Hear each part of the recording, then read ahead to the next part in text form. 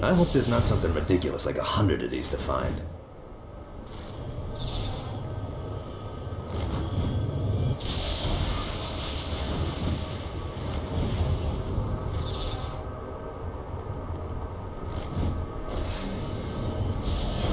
Yeah!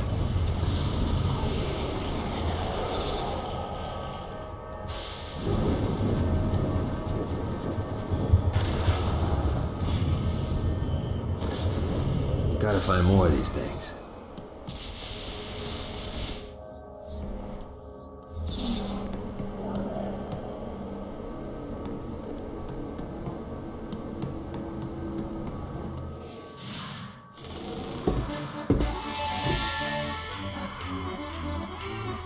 Abandoned ship! We've been boarded!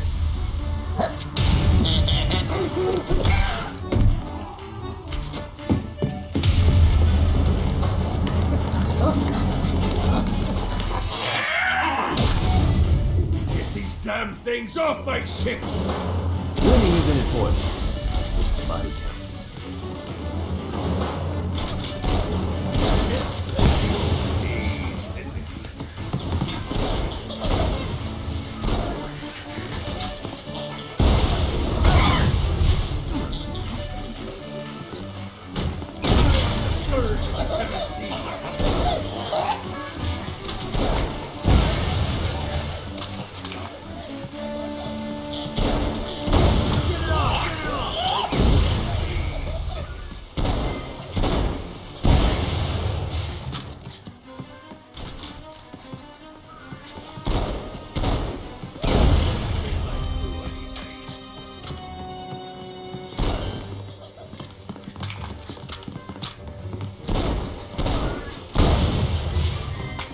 I got a bit of treasure in that chest over there. The weapon you find inside may help with our little imp problem.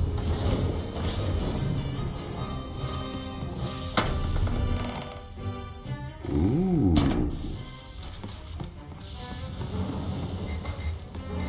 Oh, I feel much better, thanks.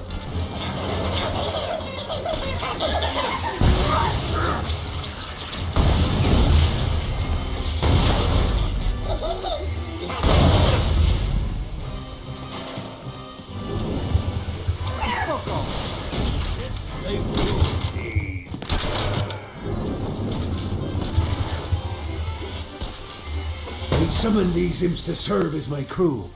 I forgot what a handful they could be. Once aboard, they wouldn't listen to their captain. They ran amok in the bowels of the ship.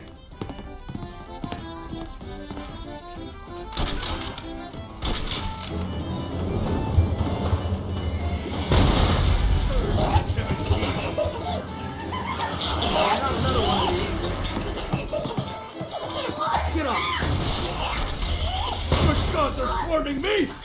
Get off! Get off! Okay to drop the pirate voice. What pirate voice would that be? Wow.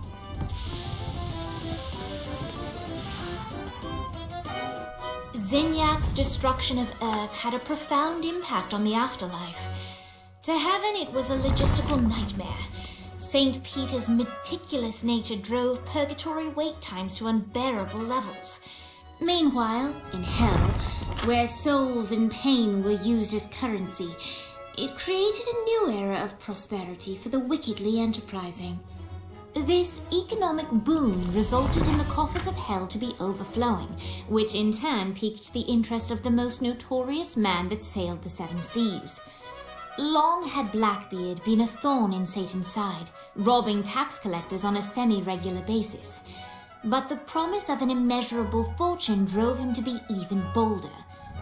An arrangement was reached. Blackbeard would provide information on strategic targets in exchange for a share of the profit. Johnny, who was interested in murder, not money, happily agreed.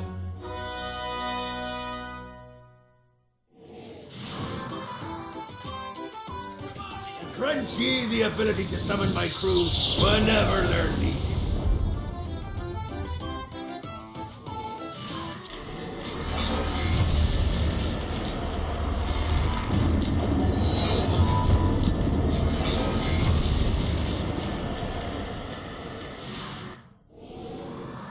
right, matey. It's time for your lesson. Let's summon me favourite scurvy-riddled hellion, the imp. Why don't you start off by summoning an imp to take out those enemies? There you go, matey. Now take down the other demon. Those ankle biters are vicious. Now let's practice your aim. Take down the demons on the islands.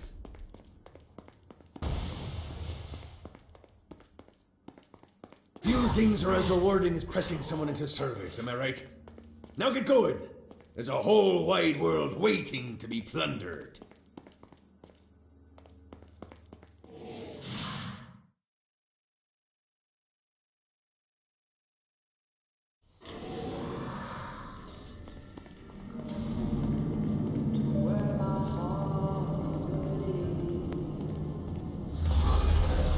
Don't mind if I do.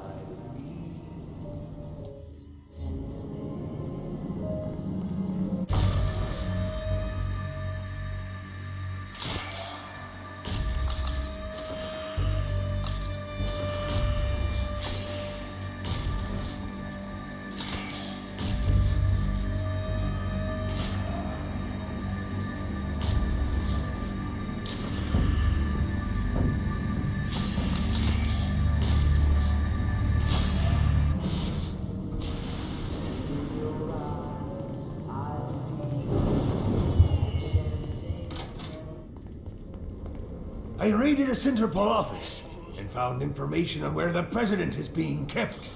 Evidently, they've been trapped in...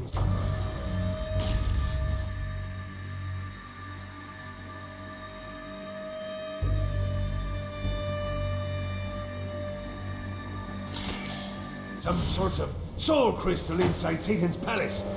Breaking in is an impossibility. Your best bet to save him is to continue to try to draw Satan out of his palace. Oh, Lightning. Is there nothing you can't do?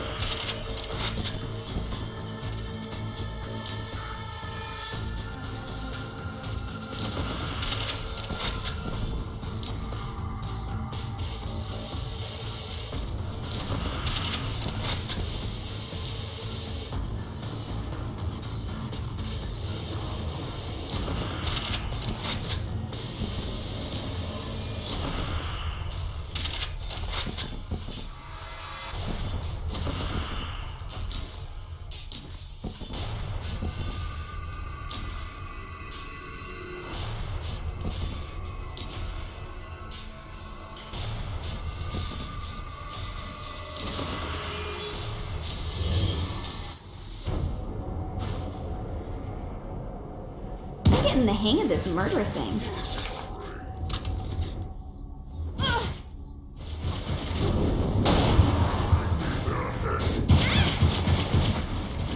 We'll never stop hunting you.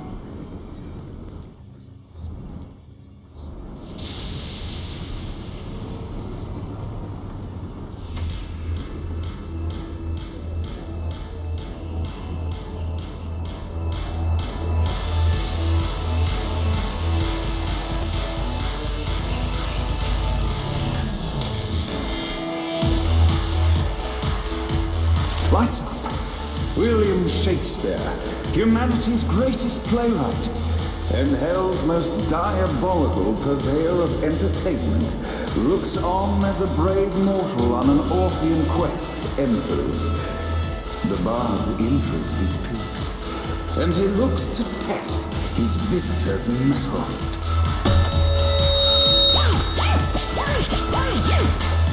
The masked tragedies were used to enemies cowering as they approached, but soon they realized that they faced a foe with courage and nobility, traits uncommon in the fires of perdition.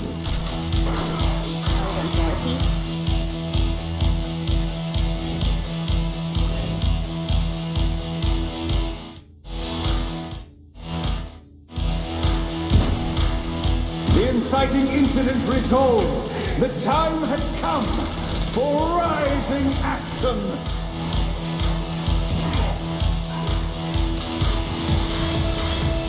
The battle raged on below, and as bullets and blood flew, the bard arched a curious eyebrow. Could this mortal be the exact thing that Shakespeare needed? This battle is far from over, mortal. Arise! And now, Act 3!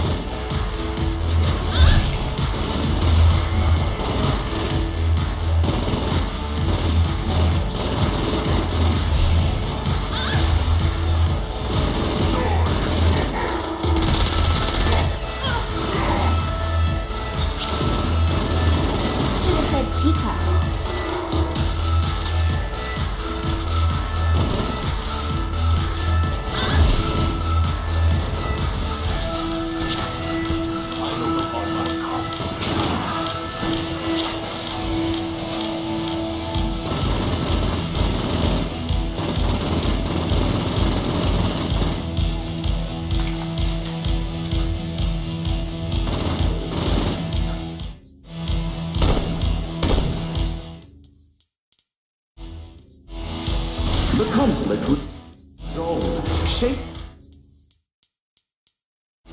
eagerly awaited meeting the champion that dispatched so many of his men. Undoubtedly, they were here for the bard's aid. And while happy endings were not a thing found in hell, Shakespeare always had a soft spot for comedies. In the land of the living, William Shakespeare is regarded as one of the most prolific playwrights of all time. However, to the denizens of hell, the bard is seen in a far different light. After selling his soul for fame and adoration, Shakespeare served in hell as Satan's spy master general.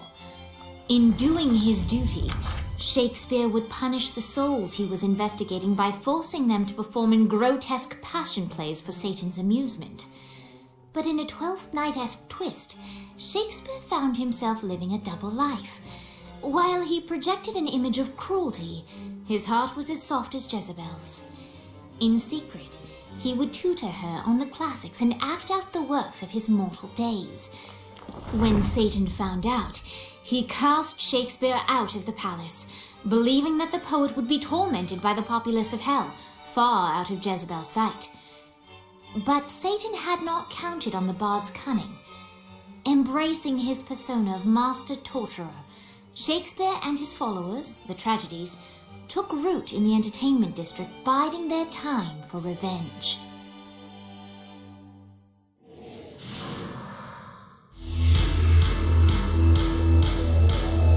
So Shakespeare called forth the Deus Ex Machina to bestow